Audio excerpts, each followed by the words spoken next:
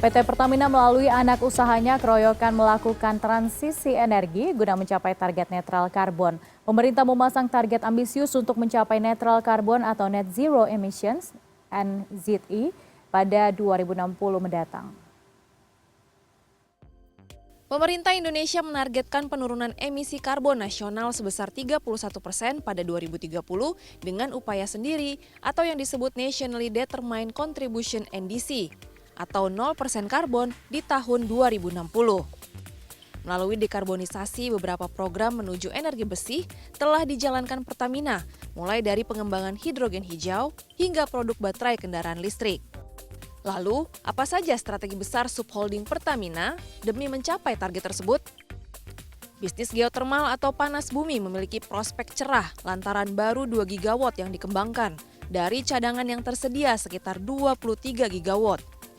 Geotermal juga dinilai lebih menarik bagi konsumen industri karena kestabilannya dalam mengaliri listrik dibandingkan jenis energi baru terbarukan lainnya. Direktur Utama Pertamina Geothermal Energy, Ahmad Yuniarto mengatakan perseroan tengah menerapkan teknologi binary unit pada 210 MW panas bumi bersama PLN Geothermal. Binary unit merupakan pembangkit listrik yang memanfaatkan uap dan air panas yang tidak termanfaatkan dan akan diinjeksikan ke perut bumi sehingga dapat menambah kapasitas listrik yang dihasilkan. Mengembangkan potensi yang ada yang sudah kita pelajari bersama dengan anak perusahaan BUMN yang lain seperti PLN Geothermal, yaitu sebesar 210 MW menggunakan teknologi binary.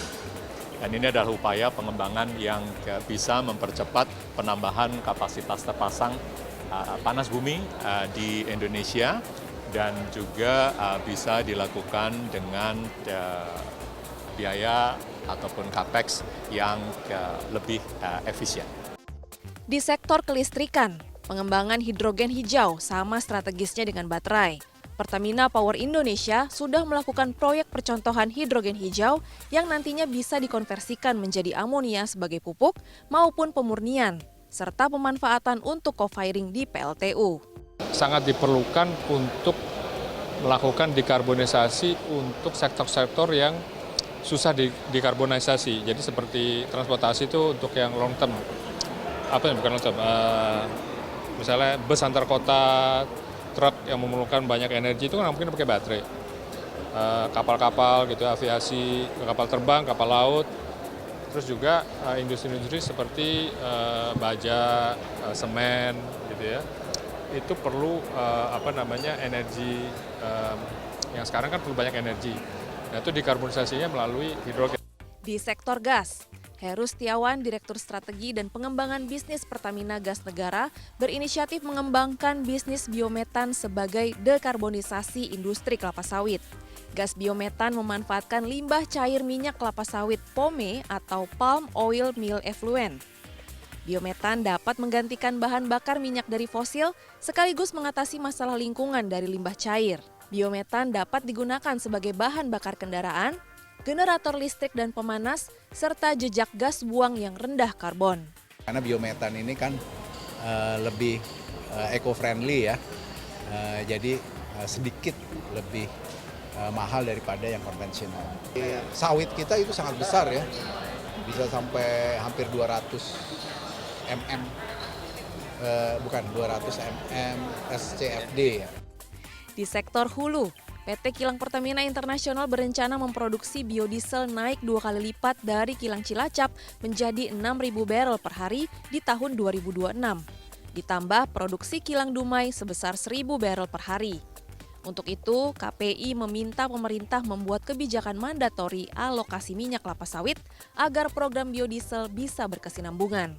Nah, harapannya tentunya kenapa dari green atau biodiesel lah katakanlah yang di Cilacap 6.000 barrel per hari itu ekivalennya bisa mereduksi untuk mereduksi CO2 sebesar 280.000 ton per tahun nantinya. Nah, itu dari sisi green. Kemudian saat ini juga inisiatif-inisiatif terkait dengan studi untuk ke arah depannya. Kalau tadi kan biodiesel, kemudian kita juga akan melakukan studi terkait dengan penggunaan bioetanol ke depannya, dengan tentunya kita berkolaborasi dengan partner-partner kita, termasuk juga PTPN, karena memang feedstocknya berasal dari perkebunan ya.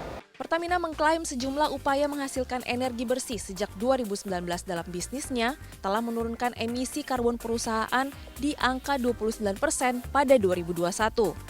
Ekonom Bank Mandiri Dendi Ramdhani menilai Pertamina punya kapasitas dalam mencari sumber energi baru dan terbarukan. Salah satunya dalam pengembangan geotermal atau panas bumi, didukung kemampuan Pertamina dalam mengeksplorasi minyak selama ini. Meskipun bisnis inti Pertamina adalah menghasilkan produk bahan bakar fosil, Pertamina harus mengurangi emisi dan bisnisnya akan terdisrupsi. Menurutnya, selain membutuhkan investasi yang besar, transisi energi low carbon tidak bisa dilakukan dalam waktu singkat karena konsumsi bahan bakar fosil masih dibutuhkan. Di sisi lain, pemerintah bisa menawarkan kemudahan berinvestasi dan pemberian insentif sebagai daya tarik bagi proyek tersebut visible dan menguntungkan. Ya, artinya renewable energy harusnya bisa menjadi visible. Nah, ini harus dimanfaatkan betul. Saya pikir periode harga energi mahal ini ya terkait dengan perang Rusia-Ukraina ya mungkin nggak akan berlangsung atau selesai cepat gitu, mungkin ya akan beberapa tahun, dan itu tentu kesempatan untuk mengembangkan renewable energy. Jadi ada semacam window opportunity ya dalam beberapa tahun ke depan ini.